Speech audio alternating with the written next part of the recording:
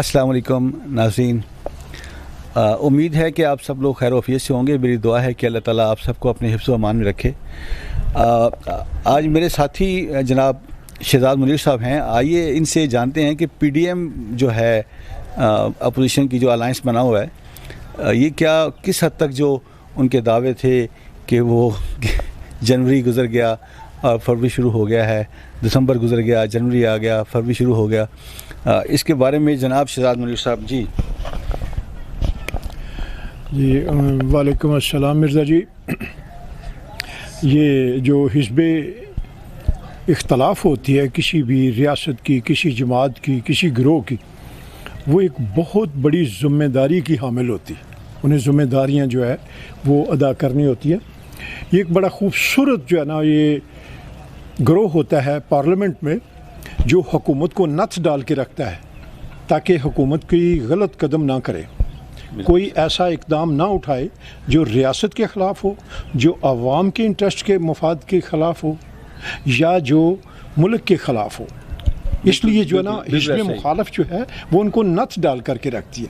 लेकिन वो नथ तभी कामयाब होती है अगर हिज़्ब मुखालफ ख़ुद अपने तौर पर जो उनकी सियासी ज़िम्मेदारियाँ या इशू जो जिसके बारे में वो बात कर रहे हैं, मसलन लेट्स से कि जी पाकिस्तान में वैक्सीन की तकसीम, हेल्थ कार्ड की तकसीम या दूसरे किसी सियासी मसले के बारे में उनको भी उनका पूरा इदराक हो, उनका पूरा इल्म हो, फिर उसके ऊपर वो बात करें कि जी देखें ये हुकूमत ने बिल हमसे पास कराया है, फैटफ के बारे में ये बिल पास कराया है।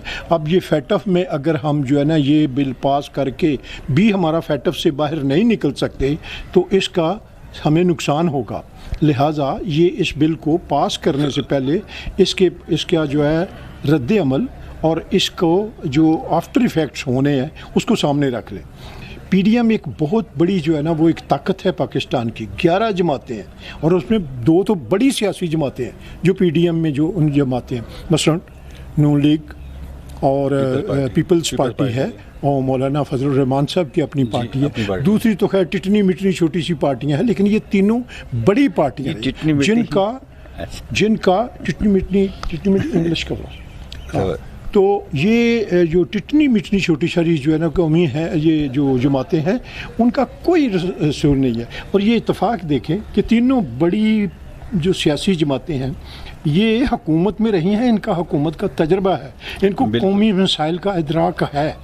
लेकिन मैं मिर्ज़ा जी ये सवाल करता हूँ कि पीडीएम ने आया अपने एहतजाजी जलसों में कोई सियासी इशू उठाया? वो जब गए जा कर के अपने वो मसाइल जिनका उनको ज़ाती हैसियत में सामना है उन्हीं के ऊपर बात की है उन्होंने। ये तो आप दुरुस्त फरमा रहे हैं, लेकिन हमारे यहाँ अगर ये मौजूदा अपोजिशन जो है उन्होंने ज़ाती मफाद की बात की है। इससे पहले भी यकीनन अगर हम गौर करें, जब PMLN की हुकूमत थी और ये PTI और दीगर जमातें थी अपोजिशन में थी, उस वक़्त भी अपोजिशन वाले यकीनन अपने पर्सनल इंटरेस्ट की बात करते हैं। हमारे यहाँ तो ऐसा ही होता है। अब यहाँ पे बिलखसूस अभी जो सूरत हाल है, ये जो 2 ऑपरेशन हुए हैं, एक लाहौर में खोखर बरदरान का और एक सियालकोट में आपके ख्वाजा आसिफ साहब का कोई बेटे का प्लाजा था, होटल था, ये 2 उनका यही बयानिया है कि हुकूमत जो है ना वो हमारे साथ जो ज़ाती एक सियासी रंजिश और नाइंसाफ़ी है वो इसकी बुनियाद पे ये हो रहा है। इसके बारे में आपके ख्याल में क्या सूरत है?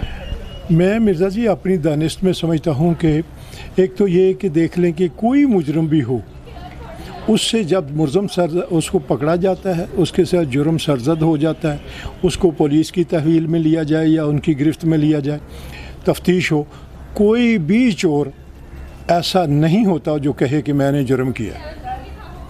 कौमी सतह के ऊपर आप देख लें कि इतनी देर की जो है ना ये कल्चर था जो इन लोगों ने बनाना था।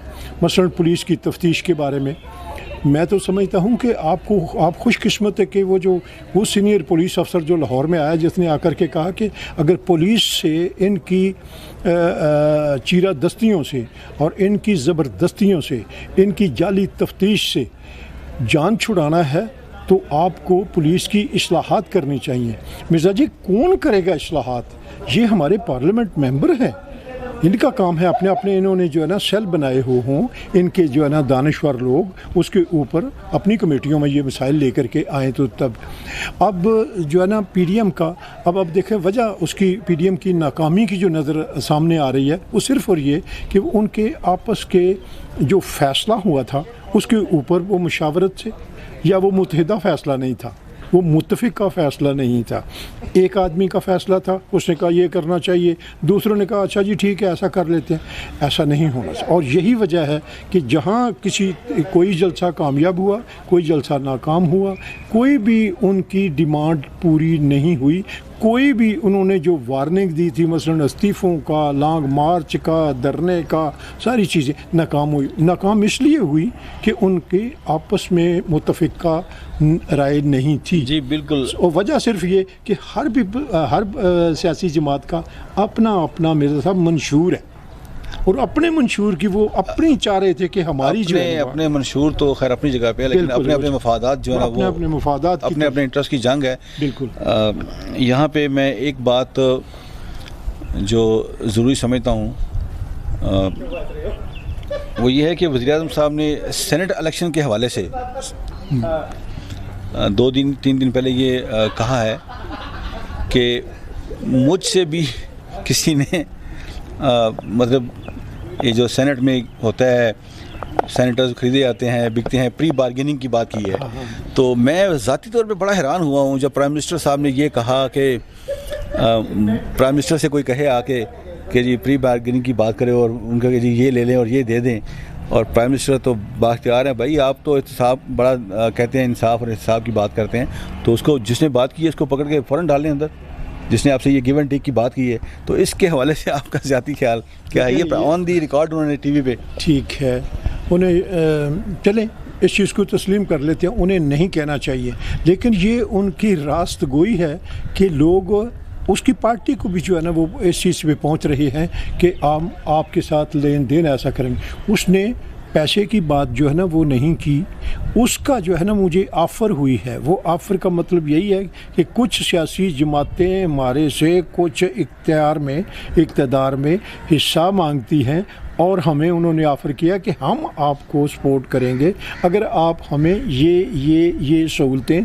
या ये हमारे मफादात पूरे कर देते हैं। तो ये मिर्ज़ा जी आपको भी पता है, मुझे भी पता है, और हमारी आवाम को भी पता है कि हमारा छोटे बुनियादी इलेक्शन हो, वो सूबाई इलेक्शन हो, वो हमारे कौमी इलेक्शन हो, लोग पैसा दे कर के वोट ख़रीदते हैं। और उसकी ज़िंदा मिसाल जो पिछली दफ़ा सेनेट के चेयरमैन के ख़िलाफ़ तहरीक अदम एतमाद आई थी, उसमें आपको सामने वाज़े आ गया था कि पैसे ने किस तरह काम किया था।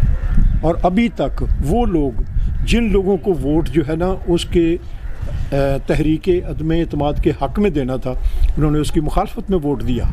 क्यों दिया? सिर्फ इसलिए कि वो बिक गए थे। और अब वो उस वक़्त भी जो है ना वो ऐसी जो है मौजूदा हुकूमत ने ये उनको कहा था कि आप उन बंदों का सुराग लगाएं। चलें ये बताएं कि सेनेट इलेक्शन में अभी आपको कौन सी पार्टी बरतरी हासिल नज़र आ रही है? देखें ये इलेक्शन और ये जो रोज़ादार की बात होती है ना, ये मिर्ज़ा साहब बहुत मुश्किल होता है किसी को प्रिडिक्ट करना। जैसे मैंने सेनेट के अपना अदम एतमाद की बात की कि वो बंदे तो शुमार जी जब किए गए गिनेंगे बंदे तो उस वक़्त ज़्यादा थे, लेकिन जब वोट गिनेंगे तो वो कम थे। इसलिए बड़ा मुश्किल है। मैं कह सकता हूँ कि हुक्मरान पार्टी को जीत जाना चाहिए, लेकिन वो फिर तभी होगा हुक्मरान जमात अगर उसके साथ कुछ इतने सारे लोग मिलते हैं। तो ज़ाहिर है उनके पास इतनी जो है ना तादाद तो नहीं है, लेकिन अब जब हुकूमत में वो तरह तरह के ऑफ़र्स हो सकती है, क्योंकि हुकूमत के पास बहुत सारे वसाइल होते हैं बंदों को ख़रीदने के लिए।